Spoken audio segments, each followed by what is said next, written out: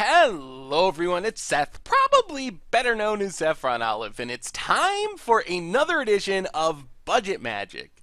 So we're still waiting for Kaladesh to release, which means that this week we are heading to Modern to check out a super sweet tribal tempo deck. This is Blue-White Spirits.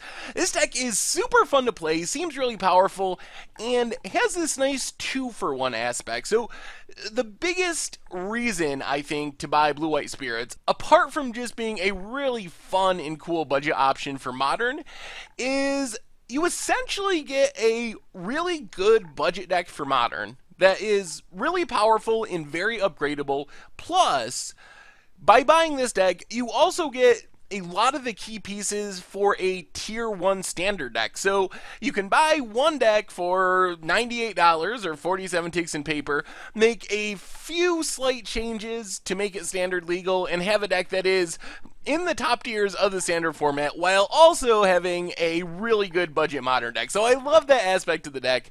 Anyway, a quick reminder before we break down the deck: if you enjoy Budget Magic and you enjoy this Blue-White Spirits deck, it would be amazing of you if you could take a quick second, click that subscribe button down at the bottom, leave a comment, click the like button. All those things are great ways you can support the channel and the site for free. Anyway, let's break down this deck. So Blue-White Spirits is essentially just this really tricky tribal-based deck.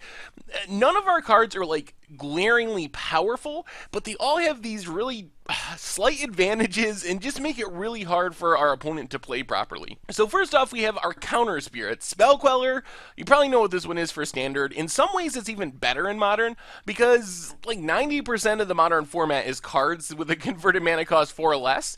So Spell Queller just exiles anything, it hits uncounterable spells, it has flash so we can play it on our opponent's turn, get rid of one of their things, and the nice part about our deck is we have a ton of ways to protect it, which means once a spell gets exiled by Spell Queller, it's really unlikely for our opponent to get that spell back because we can use things like Mausoleum Wanderer to keep our Spell Queller alive. So Mausoleum Wanderer is one of the cards that makes this deck tick. It's a 1-drop, which is really important.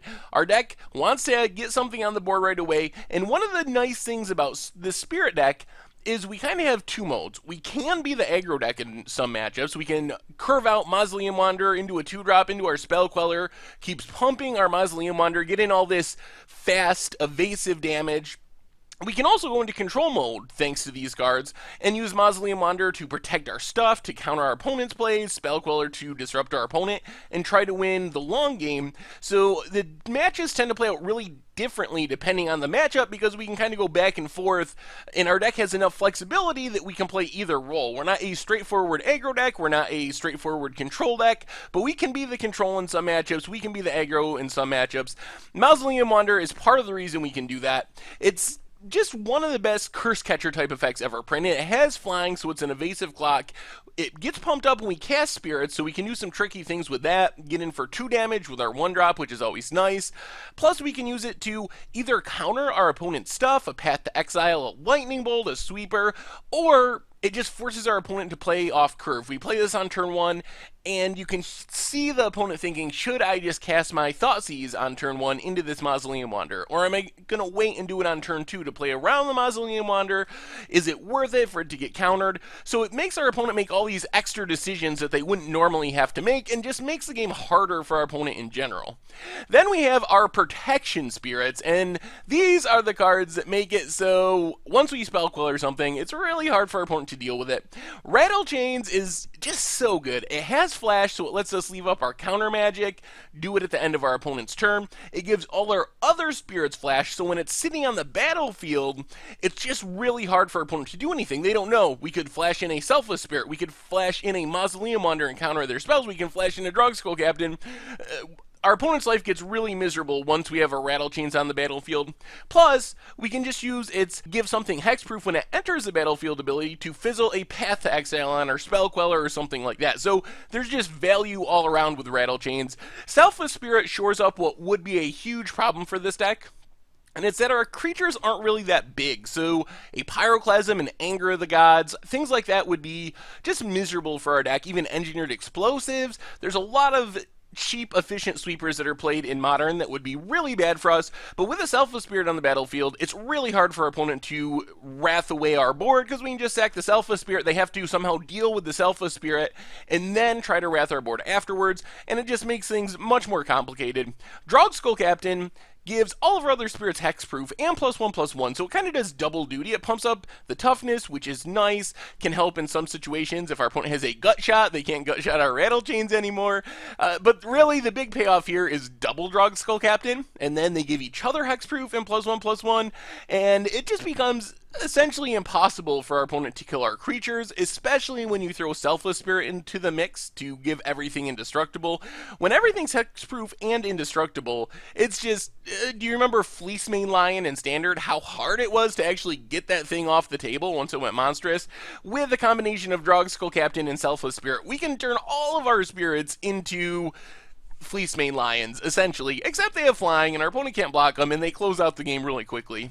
We also have a single Figure of Destiny. Technically not a spirit, it's a 1/1 Kithkin. However, the tricky part of Figure of Destiny is once it levels up, it does become a spirit. So at every level, other than when it enters the battlefield, it is a spirit, benefits from all of our spirit synergies. The downside is we can't flash it in with a Rattle Chains on the battlefield. It doesn't trigger Mausoleum Wanderer because it's not a spirit when it enters the battlefield. However, in the late game, it gets pretty big, and the nice thing about Figure is it gives us this instant speed way to use our mana. So if we're leaving up our Spell Quellers, our counter magic that we'll talk about in a minute, and we don't end up needing to use it, we can dump our mana into leveling up our Figure, make it a 2/2, then a 4/4, and eventually, potentially, an 8/8 flying first strike, all from our 1-drop. So it just gives us something else to do when we are leaving up our mana, and we want to be leaving up our mana and playing instant speed as much as possible. Figure is also just a good 1-drop. You play it on turn 1, on turn 2 we can level it up, get in for 2, on turn 3 it can become a 4/4, so it levels up really efficiently, and once it gets to be a 4/4 it's out of lightning bolt range, so it's just a decent card that somewhat benefits from our spirit synergies. The rest of the deck, we pretty much have a disruption package. One of the neat things about this deck is we don't have really any hard removal. Instead, we're relying on tempo plays, mana leaks and negates to disrupt our opponent, Vapor Snags and Unsubstantiates to bounce our opponent's creatures back to their hand, buy us a little more time. So as a result, we play a lot of really close games with this deck, very few blowouts. Instead, things are really close, and it's about putting together the right combination of things and just holding off the opponent long enough for us to win with our flyers. Vapor Snag has a nice upside of making our opponent lose a life, which is sometimes really relevant in a close game. There's sometimes where Vapor Snag is a 1 damage burn spell, and that 1 damage is enough to win the game. Unsubstantiate, when I put it in the deck, it seemed like a budget substitute for Remand, and it kind of still is. I think Remand would be better in that slot. However, the ability to not only deal with the stack and bounce a spell is really nice because it can also deal with a creature on the battlefield. So having a card that's sometimes a bad Vapor Snag and sometimes a bad Remand actually kind of makes the card decent in this deck, surprisingly enough. So I've been more happy with Unsubstantiate. I figured I'd just be thinking, oh, why isn't this a Remand? But really, even though we're not drawing that card, which is what makes Remand so great, it's still very good in this deck. And then I wanted to mention Marlin Hunt from the Mana Bays. This card gives us a lot of inevitability in grindy matchups, so against Jund and Jeskai and Mardu and all those matchups, our opponent sooner or later will just draw so much removal and discard that our creatures are going to go to the graveyard. No matter how good our deck is at protecting our creatures, they just have so much removal. It's hard to keep our creatures from dying. Marlin Hunt turns that around and makes our opponent's removal so much worse. Say our opponent lightning bolts a Rattle Chains, kills our 2/1 flyer. Normally that sucks, we're losing our 2/1 flyer, but with a Marlin Hunt, we're not really losing our 2/1 flyer. Instead, it's just getting downgraded to a 1/1 flyer, so our opponent's bolt, instead of getting a threat off the table, all it's really doing is making our flyer lose 1 power, so it just makes our opponent's removal so much worse. And over the long game, it's really easy to grind out wins with Marlin Hunt. It's even, I would say, the most important card in our deck in really grindy mid-range and control matchups because it just gives us so many 1/1s and makes our opponent's removal so much worse. The rest of the mana base, a bunch of budget-friendly dual lands, and then some basic lands. As far as the sideboard, we got more spirits. Spirits for every situation. Azorius Herald is kind of our spirit kitchen finks. Comes in against aggro, gains us 4 life when it enters the battlefield. Is an unblockable 2/1, so it's sort of another evasive threat. Eidolon of Rhetoric, a spirit that helps against storm decks, big turn combo decks. Kataki, a spirit that helps against affinity, like Disenchant, also good for affinity, plus it also hits like Ensnaring Bridge and things like that. And then we have a Kami of Ancient Law, a spirit that deals with an enchantment, and a Kami of False Hope, a spirit that hopefully helps keep us alive against things like Infect or things like Merfolk. I could imagine our deck having some trouble in those matchups in some situations, so with Kami, we can just leave it sit out on the battlefield, and it's going to be risky for our opponents to go all in with pump spells, because we can always just sack the Kami to prevent the damage. So hopefully that'll buy us a couple turns where opponents pinging our life total away with Inkmoth Nexus, rather than just pump spells, pump spell, you're dead. So that's the idea with Kami. We also have Tormod Script to help against Dredge and other graveyard decks. Some more counter spells. Celestial Purge does double duty. It can kill a Goblin Guide, an Eidolon of Great Revels. Can also kill a Nahiri or a Liliana.